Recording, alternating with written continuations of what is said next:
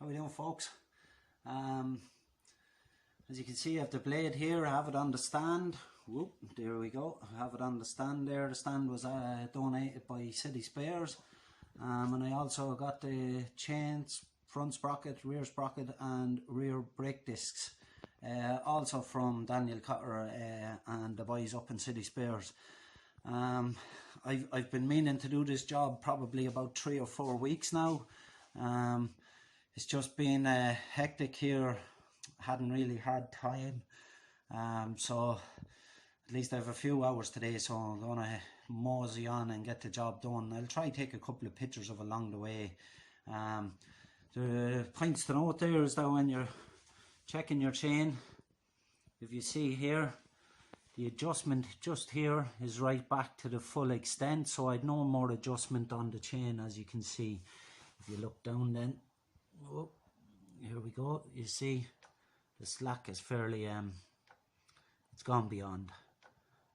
I have heard of people taking links off, but I wouldn't recommend that. Like, you're putting more tension on the chain and the chain could snap, which I have seen cases of. Like, chain, geez, if that snaps, like, it's either going to go straight into the engine, wreck the engine block, or it's going backwards. So pity the car or the whatever's behind you is going to get hit with the chain, turning at probably 4,000 or 5,000 revs. Not worth it taking the chance, guys. Again, I have new brake pads, rear brake pads. Mine are not too bad, but I'm going to change them while I have all the back end off. I said, look, I'll give them a change as well, so I know like the whole back end is safe anyway. Wasn't too long ago since I done the wheel bearing, so but sure, look, we'll get in and do it. Right, shedders. I started with removing the brake calipers. There's a little kind of group screw that holds in the pin that the calipers slide along. Can be a little bit of a, so I said I'd do that first. As you can see, I removed the brake caliper. There's the pin and the little cap that kind of protects the top of the head from getting damaged. Brake calipers there. So I removed the pads. So here is the brake pad. You can actually see the little bit of a surface on top. They're actually a lot worse than I thought, like. So there's the brake pads. Now I'm going to show you a new one, just so you know the difference. So look at the beef on that, like. So look, this is very important to check the brakes. That was nearly steel on steel. So look, we get these in, and at least then I know I'm safe for another little while. I'm going to clean up the calipers and then go on to the chain. Thanks. Right, folks, just removed front cover, front sprocket cover, and removed the little on my bike it's a little M14 or 14mm spanner nut that holds the sprocket on, so that's in there. There. So just remove that, and now what we'll do is we'll take off the axle nut on the rear, move everything forward by pushing these adjusters up to the front, that side. So that gives us maximum amount of space when we put on the new chain, so then we can push everything back to align it. So yeah, okay, just remove the rear wheel now. Alright, folks, I just have the axle out the back of the bike. So that's the axle. That's for the adjuster. That's a spacer, your brake caliper bracket. That's the adjuster on your right hand side, washer, and your axle nut. I like to lay it out when I take out the bike, because these spacers, these are what align the wheel up. So if you have them in opposite ways, they are different sizes and they can put your wheel out of alignment. So good practice, just take it out, lay it out on the ground, so that way then when you're putting it back together, you know where everything goes. Right, rear wheel off. Loosened all these nuts on the sprocket.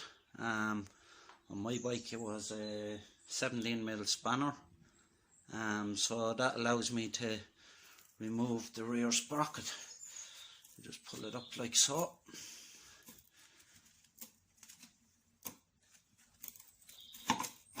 And there we go. Those washers in there. Right, so that's rear sprocket off. So just get the new one on. What I like to do is give it a little bit of a clean the wheel now, because again you're not going to be in here for a duration. When I'm putting these back on, I like to use a Loctite. I use it's a Loctite, it's medium strength. I'll show you the bottle before we assemble it. This isn't going to be off until I have to change them again, so there's no reason why you shouldn't use a preventative measure so they don't vibrate loose. Medium strength Loctite is a good tool to use, in that sense that vibration and all is not going to make it a nut come off like. So yeah, I'll show you now in a minute. Right, so sprocket on, little washers on, and this is the one that I use here. So it's a Loctite 243, medium strength and vibration proof. So just put a little tiny droplet on these on each nut.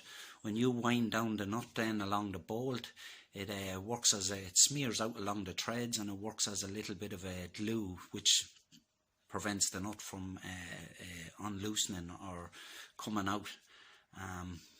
So look, as I said, I do it on this because I'm not going to be taking these nuts off again until I change the sprockets. I wouldn't put medium strength on every nut on the bike. I have a lighter one which is light strength, so this one takes a little bit of force to open, but not heat. You don't need heat to remove this. The lighter one works the same, but it just doesn't need as much force, so I'd put that on lighter nuts and bolts. Right folks, I'm going to try keep this honest. This last chain I put on, I bought it off eBay. It's a JTS chain. I didn't even need to use the chain splitter to take it off, because the split link, or the link that holds the chain together, just split in the middle. So basically just prised it up with a screwdriver and then bent it back with a vice grips. But that pin was broken, and as you can see by the rust, it's been broken a while.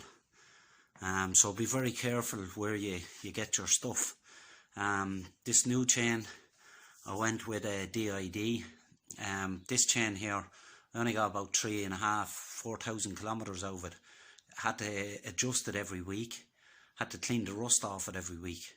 So I've gone to City Spares, reputable dealer, and bought a DID chain. So hopefully in a few months I'll be able to give you a little bit of an update as to how that chain's handling. But look, my lessons learned anyway. Cheap and cheerful can be bleak and tearful, and that was a close call. Right, rear wheel on. I have everything just hand tightened, and now I'm starting to feed the chain up around the front sprocket. There's the end of it there. So once I kind of get it into a loop, I'll use the chain splitter or the chain riveter tool. I'll explain that now in a minute. Okay. Right. So this is the chain riveter or the chain splitter tool, depending on which one you want to do. These are the chain splitters, so there's various size pins to push out the link. As you can see, we've already broken one. These are various size anvils for different type of chains, so to hold the back of the pin while you rivet the top of it. This is your riveting tool, this is your spring, this is your press plate. You have your lever, your handle, and your clamp or chain presser, whichever way you want to call it. I'm just going to put it into configuration, and then I'll show you what configuration I will have it in to, number one, press the two link chains together, and number 2 to rivet the pins so they don't come back out.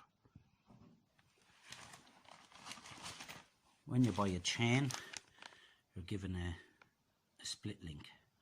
So as you can see, it's just an extra link on the chain with the 2 dowels. So what we have to do is put this through the chain and then rivet it the far side so them pins don't come back out through the holes on the link itself. Okay. Folks, as you can see, I have the chain link through. As you can see here, there's 2 little washers this side and 2 little washers that side, and just apply plenty of grease onto both sides, because when the chain heats up, that grease will go in the center. I've tried to trap as much as I could in between the 2 sides. So next up is going to be the link, but the link will go on there, and then we'll use the chain tool to press the 2 of them together first, and then after that then it will be to rivet out the ends of these pins, as you can see. Okay, very bad picture, but I do apologize.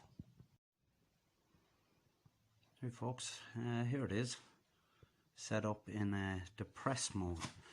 So as you can see, the press part will go to the back, and then the one with the 2 holes this side, as you can see, will go to the pin side. And the idea is to press the 2 links together so them pins come out through the hole. Now try not to over tighten on this, because it's very hard to get them back. So what I like to do is just tighten a little bit, check, tighten a little bit, check, until I get it kind of happy enough where the pins are protruding enough so I can get a rivet on them. Now folks, here it is, protruding enough, as you can see. Yeah, trying to hold the camera so you can see it. Next up now is to use the anvil and the riveter, and it's just going to splay the top of them because the holes in this link are a tolerance fit to the pins. So once you splay it, it hasn't got enough room to be able to be pulled back through. Okay. Now folks, see the pin on the right? That's a very bad picture right there. The pin on the right has been swaged and the pin on the left has not. It only takes a couple of mils. As I said, it's a tolerance fit between the hole and the pin. So if you're 0.8 of a mil or a mil bigger, it means it can't travel back in. Doesn't look like a whole lot on the video, but yeah, it's splayed enough.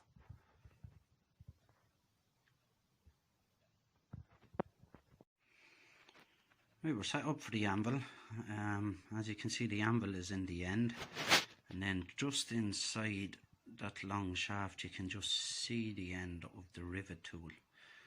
So the idea is to put the anvil at the back of the pin you want to rivet, bring the long threaded shaft into contact with the chain, and then this longer piece here, use the lever to put pressure on the rivet tool, which is in the center, which will display out the pin. Okay, here's the rivet tool on it. Now I just put the lever through this bar here, and then keep turning the lever while holding the clamp handle, and that will splay out the pin so it can't get pushed back through. Now, chain and sprockets is on. All I've left to do is put on the front cover. Eating stuff. Nothing like a taste of oil. But anyway, adjust the chain, put back on my calipers, and that's it. I just want to say that I'm not a mechanic, so a little bit of a disclaimer. I'm not showing you how to do this. I'm just trying to highlight what's involved, so when you do bring your bike to a mechanic to get the job done, you know there's a little bit of work in it. I've over 19 years as a fitting trade, so I'm fairly competent with tools and taking about gearboxes and everything and work all the time. So this here is a minor job for me, but if you're unconfident, I do recommend bringing it to a mechanic. I'm just trying to show you that there is a lot of work that goes on behind the scenes. So it's just an appreciation to the local boys, that's all. Big shout out to them. It is a complicated job, I wouldn't recommend anybody do it.